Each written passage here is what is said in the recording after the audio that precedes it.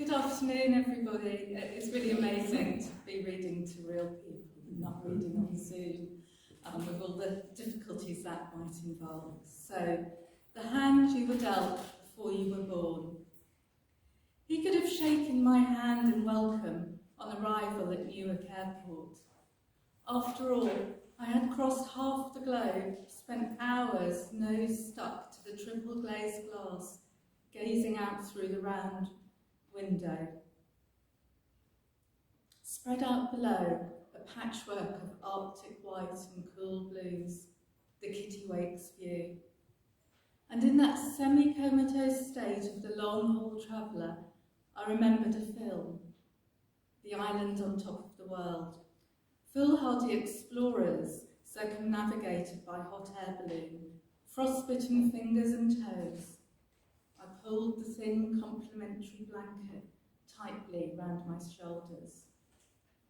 The lighting was not kind in arrivals. He looked on suspiciously. At the head of the queue, a man with a cane hobbled along. The police dog came, sniffed the walking stick, and he was through. My turn. He asked me to lay my hand upon the scanner. He mapped my past, my present, my future.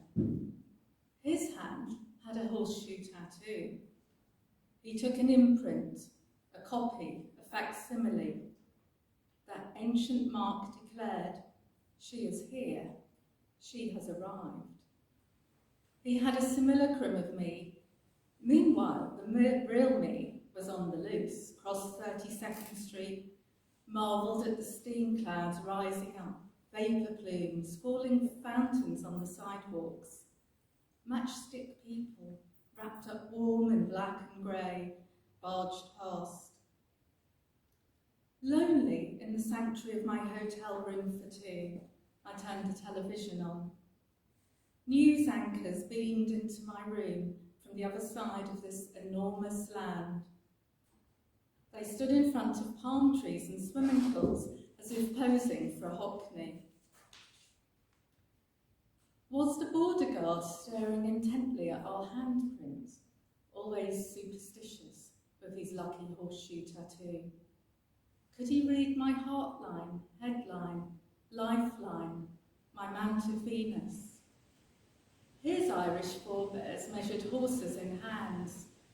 His Norwegian ancestors used a thumb, a carpenter's measure, banged Thor's hammer to build a pioneer's house, where quilts were carefully stitched by the hand that rocked the cradle.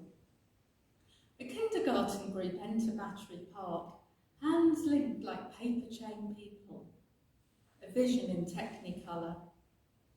The willow charcoal sticks of trees look on. The children spy a row of miniature wooden houses, beehives on stilts painted in pastels. Will they return to class and play once again with the doll's house? Such busy bees. Or maybe they'll make handprints, forever small, on their Mother's Day cards. My phone vibrates. I cradle it in my palm. A fingerprint unlocks me and reveals a message from my daughter. Just landed. I turn on my heels and head out of the park.